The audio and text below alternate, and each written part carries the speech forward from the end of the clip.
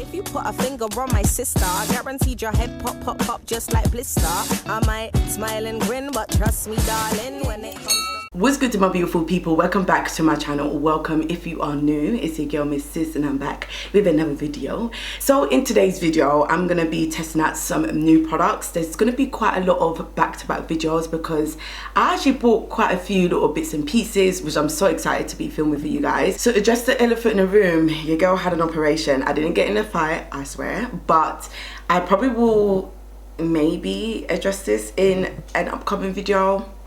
I don't know, girl, it's a long story. Yeah, your girl was good, but you know, just try not to allow this to distract you, which is probably gonna be hard. You're gonna be testing out the new Charlotte Tilbury Beautiful Skin Radiant Concealer and also the Airbrush Brightening Flawless Powder. So I'm actually really excited to be testing these out. A little bit skeptical, I'm not gonna lie, but we will get into it. But I'm gonna give you guys some specs of these products and then we can get into the swatches and the demo and all that good stuff. So I'm not too sure how many shades the concealers come in, but I will pop it on the screen once I do my proper research. Typical. So this is a Beautiful Radiant Concealer, medium coverage, hydrating concealer to conceal, correct, brighten and lift the look of your eyes and face. It's got medium buildable coverage, 16-hour long wear, 10% active skincare ingredients. Not surprised there because Charlotte Tilbury knows about her skin ingredients. Once again, you can conceal, correct your face, and pretty much that is the main specs. Now, if you're new to my channel, I love me some hydrating concealer. I've got very distinctive creases and fine lines around my eye area. I'm normal to dry combination skin, so anything that is hydrated on the skin, I'm all about that life. So that's about the concealer. Then we've got the new Brightening Airbrush Flawless Finish Powder. Now, I'm not gonna lie, I'm very skeptical about this. Now, you guys know I am obsessed with the original Flawless Finish Powder, but the brightening on the eye, girl, I'm not really too sure, but we're gonna try it out. Now, this I know for a fact comes in 2 shades. And it's the shades for me that is a bit like, So the first shade is the one from fair to medium and it is white, okay? I mean, Casper and this shade is in competition, it is white. And then you've got the second shade, which is more of a yellowy shade, which is meant to be catering for tan to deep, which I actually got the tan to deep because there was no way I was gonna play with that white one. So this powder retails for £36, which is the same price as the original Flawless Finish powder. I can never say that too quickly because I trip over my So they created a micro pressed powder for brighter and airbrush looking skin. So it's meant to give you like a brightening filter effect under the eyes and also the face. And it's meant to reduce the dark circles by 71%. Just gonna see what these two look like. I'm a little bit skeptical, I'm not gonna lie. But so far on my face, I've literally just got my primer on and also done my brows off camera as per. This is obviously the perfect opportunity to use like my favorite foundation from Charlotte Tilbury. This is buttered, okay? Used and abused and loved, girl. So this is the Beautiful Skin foundation. I have done a separate review, haven't put it down since, and the shade that I use is 16 Cool. Now her undertones labels are a little bit off from my liking because I'm more of like a neutral golden undertone girl, but when I say this literally matches me to the T, I mean it matches me to the T. If this is not close to my skin tone, I don't know what is. Like, girl. So just for FYI guys, even though these products are sold separately, I actually got this as a kit because buying the concealer and the powder retails for £57, where buying them individually worked out for like 61. So you save a little shmoney's here and there. I deliberately didn't apply no foundation right under my eyes, so we can obviously see how this concealer performs. Now I got the shade 14. Now I know my choices of concealers don't really suit a lot of people's personal preference because I don't really like a bright under eye, but I'm actually curious to see what the shade is like. Okay, that's cute, this is nice. Okay, so this is the shade 14D. So I absolutely love the component of this. Just very cohesive with her whole entire brand. Very Charlotte Tilbury. Oh my god, I can't even swatch it on this hand now. This is gonna rip. Oh, that hurt. It's gonna ruin my bite. Okay, so it comes out really nicely. Wait, hold on. Yeah, so there's no force, there's no like tugging. Comes up really nicely. Doe foot is just an average small doe foot applicator. Oh, what the hell. So that is the shade 14 Deep, and I actually really like that shade. I think that shade is cute. It's a little bit of me. So because you guys know I love to show you guys some swatches for reference, but that first shade was the Charlotte Tilbury in the shade 14. The one next to it is from Too Faced, Born This Way, the multi-purpose sculpting concealer. That's the shade Butterscotch, and that's the shade Chestnut. So I would say Chestnut from Too Faced and Charlotte Tilbury are very much similar, if not the same. That one is from the L'Oreal Infallible Concealer in the shade 338 Honey, and she is a honey. And then the last one is from the XX Revolution Concealer in the shade CX 12.5. Just for reference, if you guys want to know. Oh, it doesn't actually have a smell either. So I'm just going to let this semi sit on my face. And I think in the meanwhile, whilst that happens, I think for the purpose of this video, when it comes to the pressed powders, I don't particularly use pressed powders to set my concealers. Not all the time anyway, not my go-to method unless I'm doing like a very minimal look. But I think what I would do is use one side, or use a translucent powder and this on top on one side, and just use this on top of the concealer on the other side, just to see what it's like. Now I don't know what the undertone is like. I couldn't really see it on the website, but so far, call me crazy, it's kind of got like a golden olive undertone.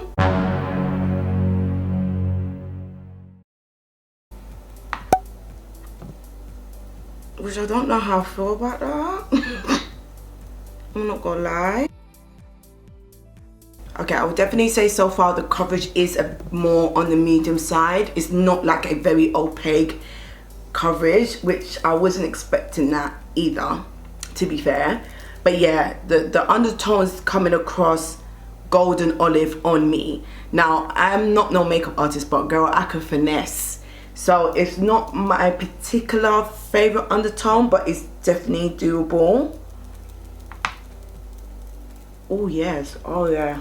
Oh girl, yes. This is very, oh yes. Very hydrating. Very hydrating, I must say. So that's one side of the concealer blended out, semi-blended out. Definitely got that radiant dew, which I love. Nothing is worse than a dry mattifying concealer, in my eyes anyway. So this does feel really nice. Very, very nice. Yeah, it's a little bit of me. You can definitely get more coverage with a brush than a sponge, but I'm just a sponge girl, okay? I don't know why I was even pretending with the brush. I am a sponge girl. Yeah, the concealer's blending like really nicely. It's creamy, it's radiant. It's actually really lush. It feels really nice on the skin. So far, I actually really like how the concealer is sitting on my face. The only thing I'm very intrigued by if it's gonna settle into my like fine lines, because obviously considering that is radiant and it's creamy, things like that do tend to like settle in your fine lines. But so far, it's actually not even doing that, even when I'm stretching my skin, which I'm actually really surprised, because by now, I will see like a little bit of build up in my fine lines, but it's actually not really doing that. So I'm very impressed. The only thing that is just throwing me off is the undertone. I'm not really too mad at what it looks like under my eyes, but because my upper lip has that natural shadow, I feel like I could see it more because of the oliveness undertone in the concealer. So that's the only thing that's throwing me off. But in terms of the formula so far, she is looking cute. I did check my face in other lighting, because sometimes artificial can actually throw me off as well. And yeah, I could definitely see the, oh my god, that piece of hair, get off of me. I could definitely see it on my upper lip, but the rest of my face is pretty much fine, and my skin is looking healthy. She look healthy. So now let's go on to the Airbrush Brightening Finishing Powder. I'm actually really curious. So this is what the packaging looks like. very luxe. Okay, Charlotte. Ooh, feels good, girl. Design is obviously different, but it pretty much mimics the Beautiful Skin line. And this is like the original Use and Abuse Airbrush Flawless Finish Powder. So it's pretty much the same compact.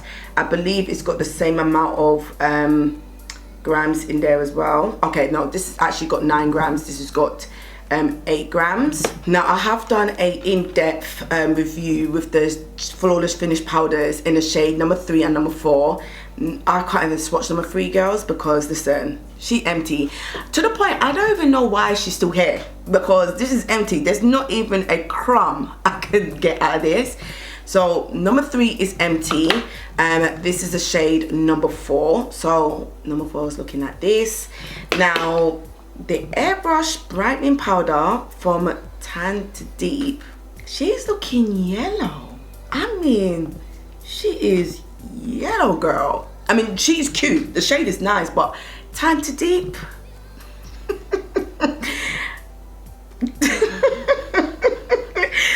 Okay, I'm gonna save my 2 cents at the end. Yeah, so this is the shade Tan to Deep. So it's pretty much like a light yellow powder. If not, she looks very similar to the shade of the Mercier in the shade Honey. Let me get that. It looks very similar, like very similar to that shade. So I think I'm actually gonna use this. I'm gonna use this to set this eye and then apply this on top, and then I'm just gonna use this on its own on top of the concealer. So I'm gonna do that. Let's do that. Now, I'm not a powder puff girl, sponge girl. I like to use a teardrop sponge, but no, a teardrop brush, because I don't like baking, dry eyes, it don't suit me. So I'm just using a little bit of the Mercier translucent powder in the shade Honey to set it. So that is one side with the powder on. So actually, let me swatch this. Oh, feels nice though. Okay, she feels nice. Yeah, so this is like a proper yellow powder. So that is the Airbrush Brightening Powder from Charlotte Tilbury. Now I'm just gonna swatch the Mercier powder in the shade Honey. And yeah, you can probably see that it's very much similar. Girl, don't fail me now, because you're £36 and I'm gonna have to use you. So I'm just gonna tap, tap, tap, and then apply it.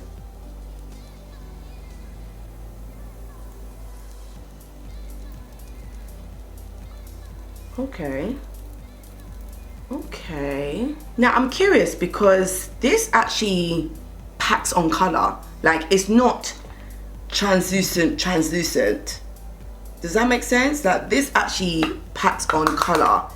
So I wouldn't personally use this as a powder all over the face, because I know some people do use the Flawless Finish original one all over the face. I personally only like to use these powders under the eye.